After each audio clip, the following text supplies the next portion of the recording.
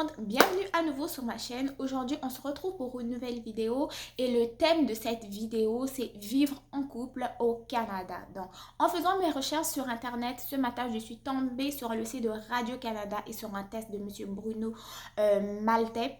Et donc, sans plus tarder, intéressons-nous à la vie de couple des Canadiens. Donc, selon Statistique Canada en 2015, 56% des Canadiens étaient mariés ou vivaient en union libre, tandis que 81% de ces personnes-là étaient mariées contre 19% qui vivaient en union libre. Et principalement au Québec, ok, les couples en union libre représentent à peu près 36%, ok, près du double de la moyenne canadienne, ce qui veut dire en gros qu'il y a plus de couples en union libre au Québec que dans le reste du Canada. Dans le reste du Canada, je parle dans le reste des autres provinces canadiennes, ok?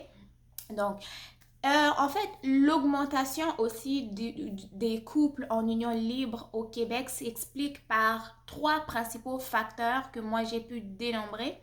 Le premier facteur, c'est les changements sociaux et l'éloignement avec l'Église catholique qui s'est déroulé dans les années 1960. En fait, ce qui s'est passé, c'est que avant au Québec, ok, il y avait l'Église catholique avec une forte influence sur la vie de famille, ok?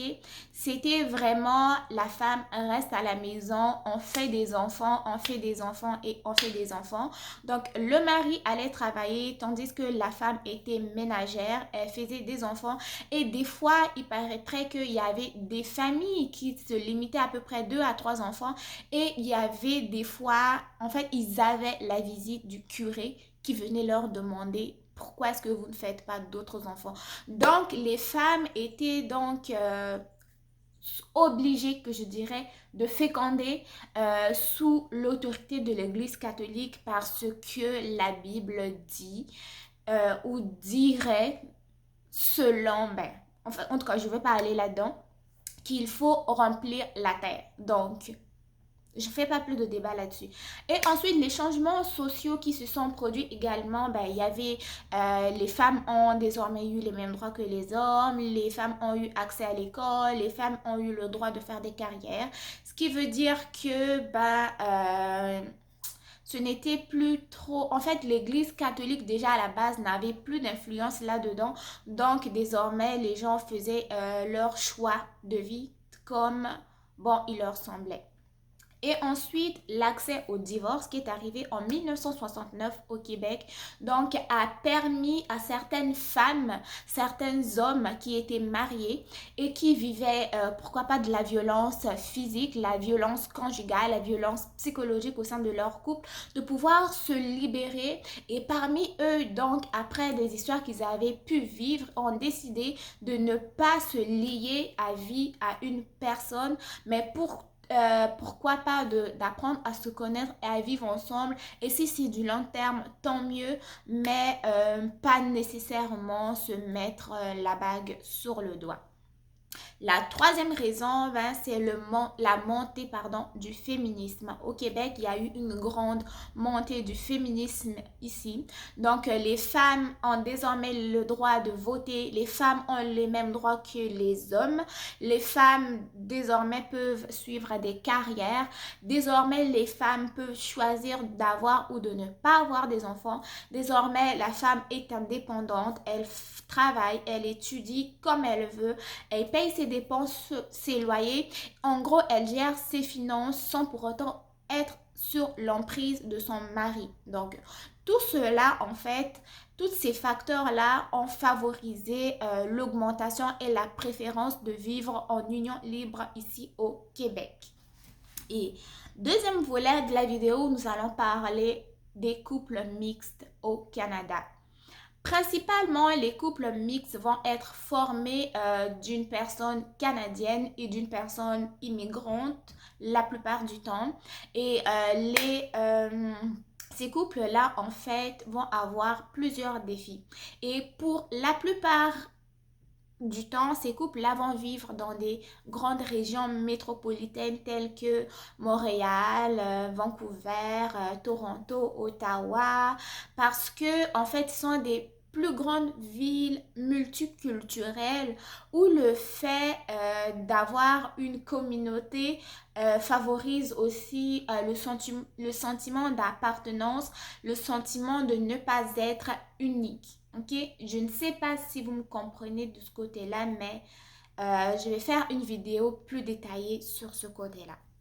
Et les couples mixtes vont aussi être confrontés à plusieurs défis, ok?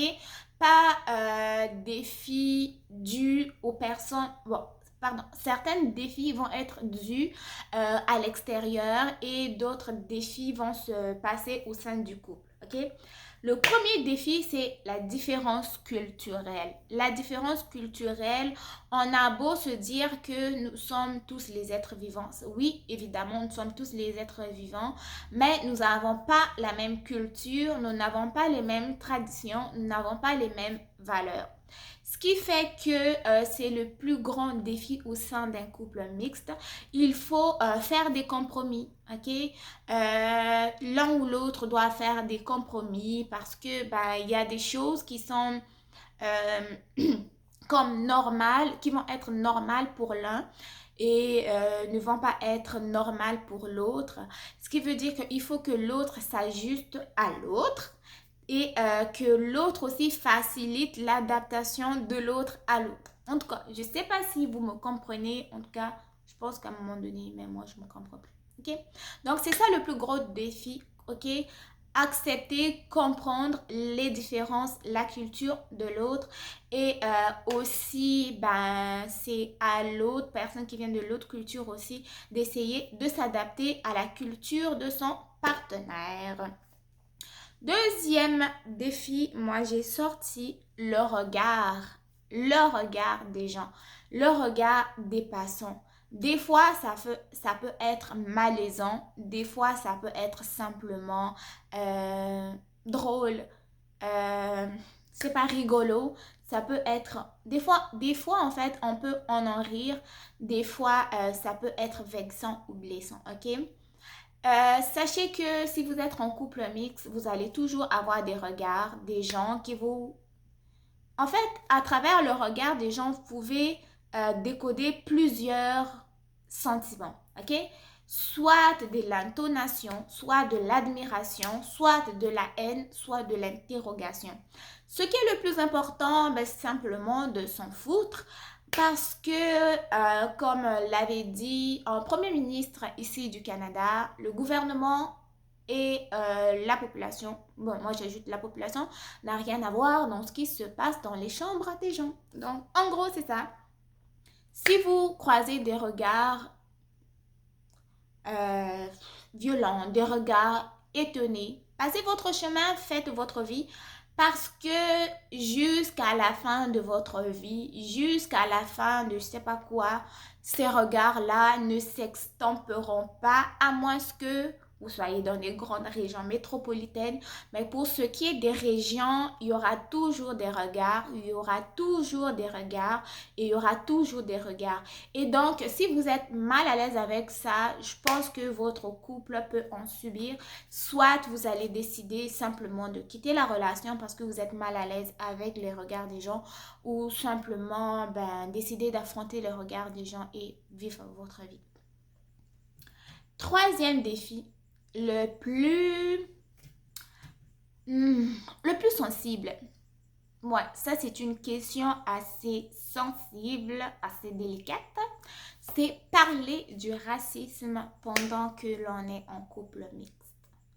Ça peut être assez, comment je dirais? Il est 13h et je perds mon français. Cela peut être des fois offusquant, des fois ça peut être... en fait, il peut y avoir plusieurs émotions, ok? Mais c'est très sensible quand on est en couple mixte de parler du racisme, de parler du Black Lives Matter, parce que certes, toi personnellement, si tu es une personne de couleur, tu es noire comme moi, tu vas vivre du racisme, tu vas dire que les blancs sont méchants, les blancs sont racistes, mais si tu t'embarques dans la généralisation active, c'est ça va être assez compliqué, assez problématique. Parce que bien évidemment, il y a du racisme. Bien évidemment, nous les personnes de couleur, nous vivons du racisme. Personnellement, moi, j'ai vécu du racisme. Et personnellement, des fois, dans le regard de certaines personnes, je sens la haine, je sens le racisme. Mais il faut quand même avoir certaines limites, ne pas généraliser les choses. Parce que déjà, si tu es en couple mixte, toi, tu vois que la personne avec qui tu es n'est pas raciste. La personne t'aime. Et à un moment donné, tu ne remarques même plus votre couleur de peau. Par ailleurs, mais il y a d'autres personnes qui ont la peau blanche, qui te détestent. Mais il faut que tu saches faire la part des choses. Cette personne-là, certes, est de cette couleur, mais c'est lui, c'est pas l'autre. OK?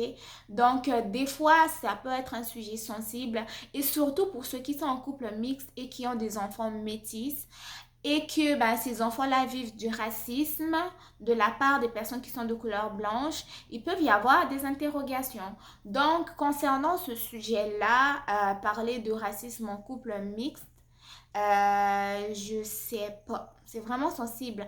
Parce que aussi, devinez quoi? Vous êtes en couple mixte, mais vous vivez du racisme également des personnes de votre communauté.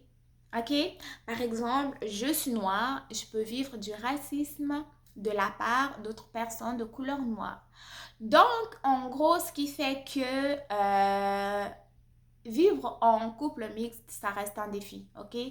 Un défi, il faut avoir le moral bien blindé, faut être intelligent dans ta tête, savoir analyser les choses, savoir évaluer les choses et aussi savoir avoir de la retenue, prendre sur soi, remettre la personne qui se déroute à sa place et aussi savoir ce que vous valez. Mais pour ce qui est du racisme, ça reste un sujet assez sensible dans un couple mixte, surtout pour ceux qui ont des enfants. Donc, pour ce qui est de cette vidéo, elle va s'arrêter ici. On se retrouve pour une nouvelle vidéo qui va aborder un autre thème sur le Canada.